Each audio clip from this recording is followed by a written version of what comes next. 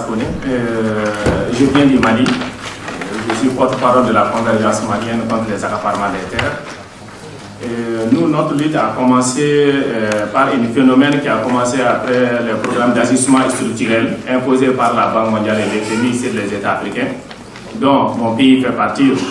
C'est là, le programme d'ajustement structurel a entraîné un phénomène qui a été très dangereux pour nous, pour notre survie. Nos biens communs, qui sont les biens communs essentiels, l'eau, la terre et les semences qui nous permettaient de vivre tranquillement dans nos champs, dans nos terres, ont été transformés en des marchandises. Donc, plusieurs d'entre nous ont vu leurs terres, leur communauté dont nous cultivons tranquillement pour vivre. Nos ancêtres, à nous et nos descendants peuvent vivre tranquillement, ont vu leurs terres accaparées. On a été expulsés de nos terres. Donc, maintenant, cela a créé beaucoup de mouvements. Donc, c'est différents mouvements qui sont créés. Et que ça soit même dans les quartiers populaires. Beaucoup de quartiers populaires ont été rasés pour des méga-projets. Donc maintenant, ces différents mouvements auto-organisés qui sont mis en place, nous sommes tous nous sommes mis au sein d'un réseau pour lutter ensemble pour la cause.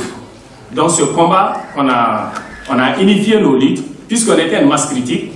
Donc maintenant, il fallait taper au cœur du système, puisqu'on sait que c'est les grandes villes, la capitale des pays qui décident de tout ça. On a commencé des grands mouvements, des grandes marches dans les capitales. Donc, puisque ce qui est arrivé au Mali, qui est les quartiers populaires qui sont le périurbain, autres sont rasés, nous les paysans, nos terres sont pris, le bien commun est devenu maintenant des marchandises, donc cela ne peut pas permettre à un pauvre qui vit tranquillement dans son champ de vivre. Donc, obligatoirement, il faut préparer l'offensive. Donc, c'est en préparant l'offensive qu'on a mis tout un programme sur place qu'on appelle notre stratégie. Donc, maintenant, il faut agir à des niveaux. Donc, on a agi sur le plan de la législation. Il faut tout faire pour qu'on puisse avoir des législations qui puissent nous protéger. Parce qu'avec le programme d'ajustement structurel, nos lois ne répondent pas aux besoins et à la protection des communautés. Ça répond à la protection des capitaux des grands investisseurs et des multinationales. De tous bords qui sont venus au Mali pour l'exploitation de l'or, des forêts, de tout. Donc maintenant, raison pour laquelle on dit qu'on s'est battu pour des législations, pour que nous aussi on ait des législations de notre côté. De l'autre côté, former des juristes, parce que toutes les actions que nous menons nous entraînent plusieurs fois en prison, et nos terres sont accaparées, nos ressources sont accaparées. Ainsi de suite, puisque la même chose se passe en Afrique de l'Ouest, donc on a fait une ramification de l'Afrique de l'Ouest pour mettre un grand mouvement qu'on appelle la convergence globale de lutte pour la terre, l'eau et les semences paysannes. Parce que ces trois matières sont des matières qui sont indispensables pour qu'un peuple ou une communauté puisse vivre tranquillement. Donc pour ça, maintenant, on a fait des cibles sur le plan national.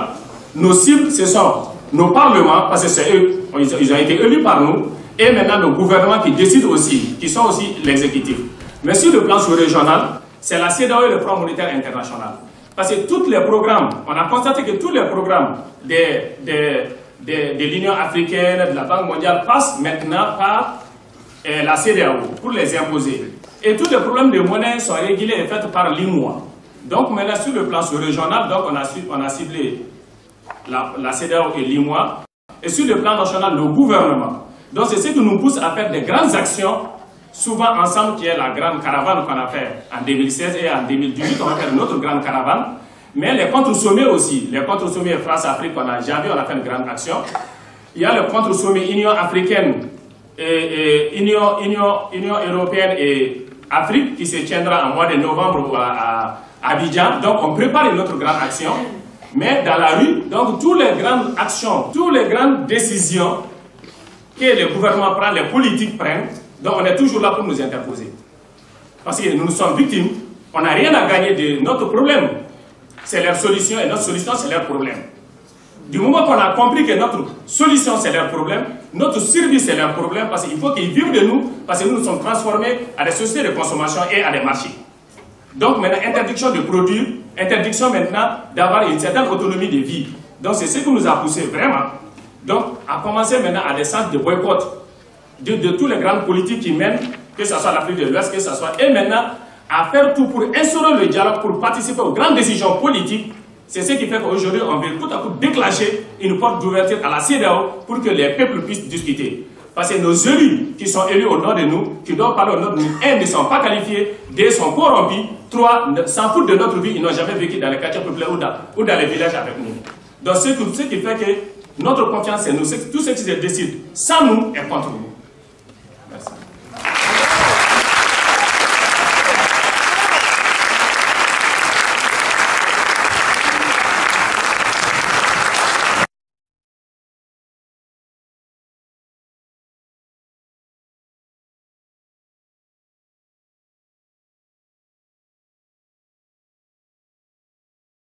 En Afrique, nos cibles, c'est les communautés qui sont victimes, qui sont affectées par ces phénomènes d'accaparement des ressources naturelles, des communautés menacées et ceux qui sont potentiellement aussi menacés d'être affectés par ça, et d'autres communautés aussi, qu'on parle, on les sensibilise pour qu'on soit une masse critique.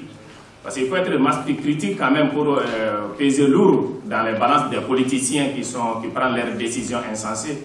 Donc, outre à ça aussi, cela a permis quand même qu'on ait une large ouverture en Afrique de l'Ouest, mais aussi on travaille aussi, on a beaucoup de partenariats déjà et même membres des grands réseaux internationaux tels que la Diacampésina, le Forum des pêcheurs et d'autres organisations qui partagent les mêmes visions que nous, qui ont les mêmes philosophies de lutte que nous.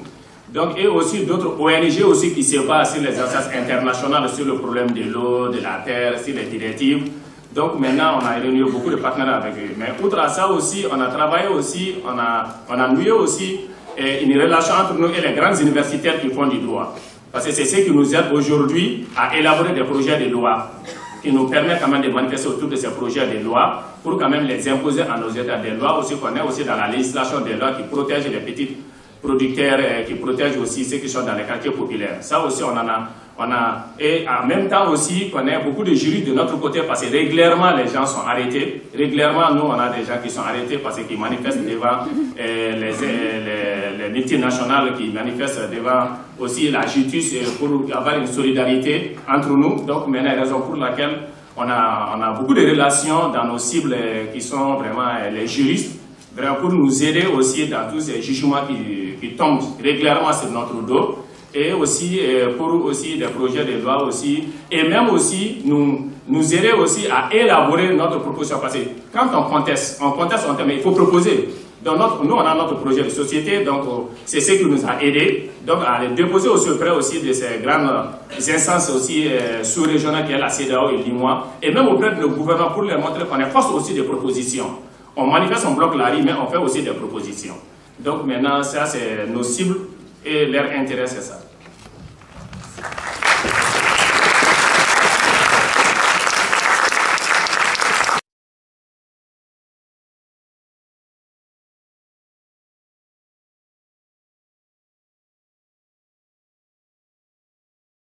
Les actions que nous menons, on a trois genres de types d'actions. On a des actions qu'on appelle des actions concrètes, qui sont les grandes marches. Avec l'arrivée des investisseurs et tout, s'ils ne nous écoutent pas, on organise des grandes marches, mais les marches, on ne les fait plus dans les bouches, on les fait maintenant dans la ville, dans la capitale. On essaie, dans toutes les marches, vous avez vu, on a fait des grandes marches. Lors de ces marches, on encercle la cité administrative, la cité où il y a les ministres.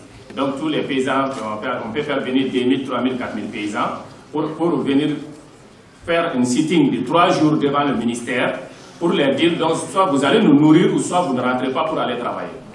Donc maintenant, ça nous a permis quand même d'avoir la loi quand même. Ça a été une pression pour nous permettre, qui nous a permis d'avoir la loi. Mais il y a aussi ce que le président, il veut aller chaque fois inaugurer des trucs politiques pour montrer qu'il est en train de travailler. Et nous, chaque fois qu'il veut aller inaugurer, nous, on est là pour boycotter.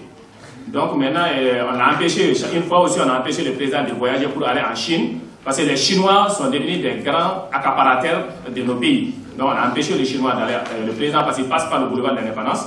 Donc on dit, bon, le boulevard, tu le laisses, ça c'est pour nous. Tu peux passer par un autre chemin pour aller en Chine. Et nous, ça ne veut pas le privé de tout. Ça, c'est des actions concrètes. Mais on peut aller un peu plus loin, hein, souvent pour aller saboter même les machines des investisseurs. Ça, souvent, ça arrive. Donc maintenant, mais on fait aussi, on fait aussi de la caravane. La caravane qu'on va faire même en 2018, ça c'est de sillonner l'Afrique de l'Ouest. On prend des points où il y a le président de la CEDEAO, où il y a l'IMOA. Donc c'était de donner la parole à des grandes villes pour que tout le monde parle. On appelle le préfet, le ministre qui est là, qui viennent, pour que tout le monde parle. Et si que les gens parlent, on fait tout un rapport de tout ce que les gens ont dit comme problème, on le donne à l'autorité qui est là, pour dire que voici ton problème, il faut toucher ton président. Donc maintenant, on a ça. On a aussi des actions aussi de plaidoyer. Ça, c'est élaborer des livres, qu'on appelle notre livre ouvert, envers les autorités, mais envers aussi les religieux. On a toujours dit aux religieux, pour qu'on soit des bons religieux, il faut qu'on soit vivant. Donc maintenant, on dit, bon, il faut vous mobiliser, sinon par vous ne trouverez personne dans votre religion. Donc maintenant, on a aussi des grands cibles qui est notre assemblée, où sont les députés, et notre haut conseil, où sont les maires. Donc là, quand même, on leur dit chaque fois, s'il y a quelque chose, vous ne nous écoutez pas, parce qu'il y a des sens d'écoute avant de prendre des lois. Nous, on a été clair avec eux. Si vous faisiez passer une loi, telle que récemment, la révision constitutionnelle au Mali, vous avez vu que le président, il a retiré, il n'avait pas les choses, on pouvait les sauter. Mais parce que l'Assemblée a travaillé sans nous, donc on les décrédibilise, on fait des sièges, on les sabote, on fait des campagnes d'intoxication contre les députés. On n'attend pas, nous on n'attend pas l'élection, on commence les campagnes d'intoxication contre, on cible quelques députés qui sont les têtes de file, on commence des campagnes d'intoxication pour les faire tomber dans leur électorat. Donc voici des cibles des trucs qu'on fait, souvent pas agréables, il y a la prison. On se mobilise aussi à la justice aussi, parce que nous, les avocats et autres, souvent ils ont peur de nous défendre, donc nous on occupe complètement la justice. On est là depuis à la veille, on passe la nuit pour que les gens soient jugés devant nous, ou on nous amène tous en prison, puisqu'ils n'ont pas de prison pour des milliers de gens. Très souvent, les gens sont en liberté provisoire, comme moi.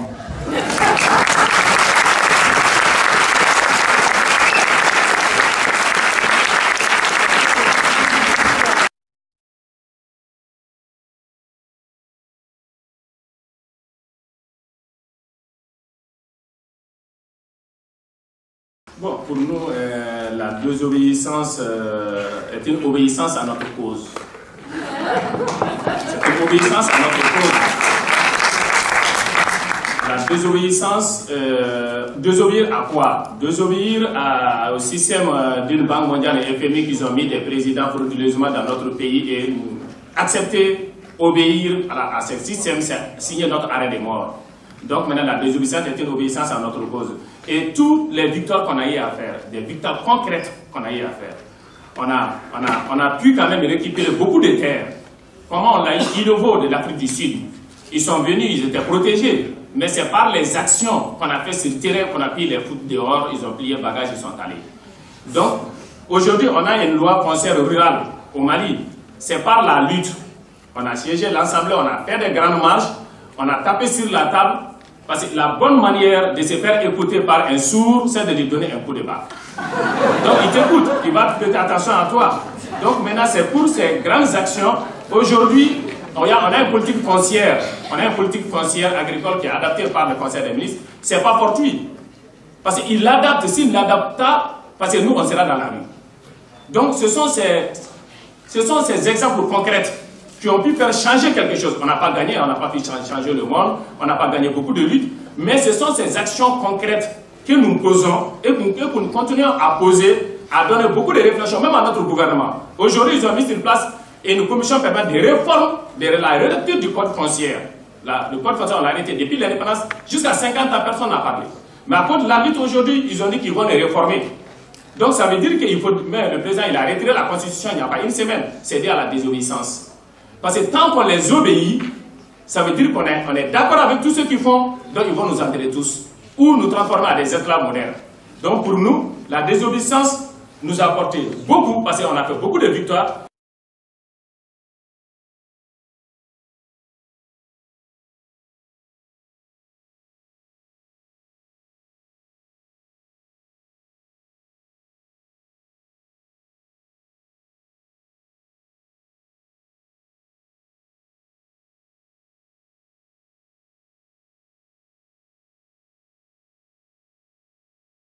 La loi qu'on a gagnée, c'est sur les droits coutumiers. C'est pour protéger les droits coutumiers. Et cette loi a deux décrets. C'est les décrets qui matérialisent comment tu peux avoir un document sur ton droit coutumier. Parce que j'étais dans ce combat, parce que moi, les terres qui ont été prises de mes communautés sont des terres d'usage communautaire, coutumier. Donc le système de cadastre, nous sommes battus. Ça aussi, on a à moitié gagné parce que c'est ce que j'ai dit. Ils ont mis une commission de réforme, de relecture du code foncier et domanial. C'est pour intégrer tout ça là-dedans. Mais ça aussi, c'est pas gagné. D'abord, on a gagné la loi. On n'a pas d'abord le décret. Et d'abord le code aussi. Ça, c'est un combat qu'on continue à mener. C'est pas totalement gagné. Et tous les victoires qu'on a eu à faire, aider à la désolation. Il y a même des ministres qui le disent. Qui disent souvent, il est bon aussi que vous manifestez pour que moi, je puisse quand même parler à mon président. Donc, le ministre, pour voir son président, il faut que nous, on lui chope la rue. Et que le président, il l'appelle, il ne le voit même pas. Et il y a un ministre qui nous a dit ça. Il dit pour que le président même puisse m'écouter, dialoguer avec moi, il faut que vous chauffez la rive. Donc ça veut dire que c'est bon pour nous, mais c'est bon aussi même pour notre système de gouvernance aussi. Parce que donc ils sont vraiment convaincus que nous devrons chauffer pour qu'ils tiennent compte que ça ne va pas. Si tu ne parles pas, ça veut dire que tout va bien. Pour nous, on n'a rien à gagner. Hein. On perd tout dans ce système capitaliste, dans ce système imposé. Pour nous, désobéir, c'est gagner. Donc on n'a pas d'autre choix que de désobéir parce que notre solution, c'est leur problème.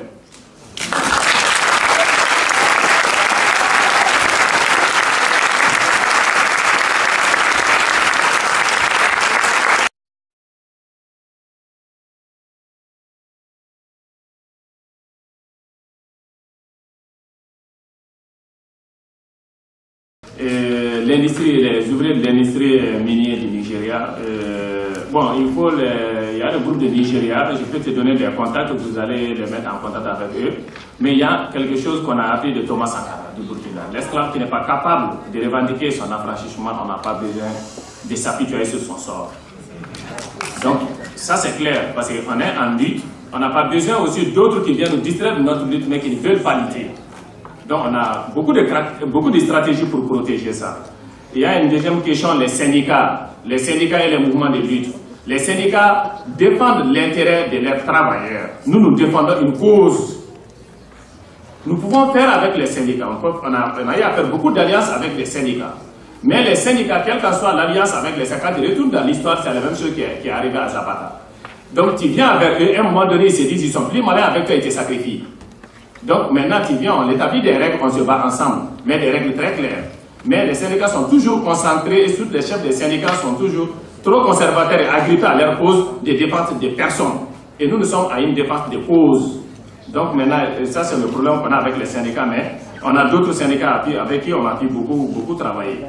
Donc maintenant, il y a aussi une dernière question aussi qui a été posée, parce que ça m'intéresse beaucoup, la répression. Celui qui a posé la répression, moi je dis, je l'ai toujours dit, il y a beaucoup d'endroits, beaucoup de pays où les gens parlent de ça, même dans les Casamance, on a parlé de ça au nord du Malawi.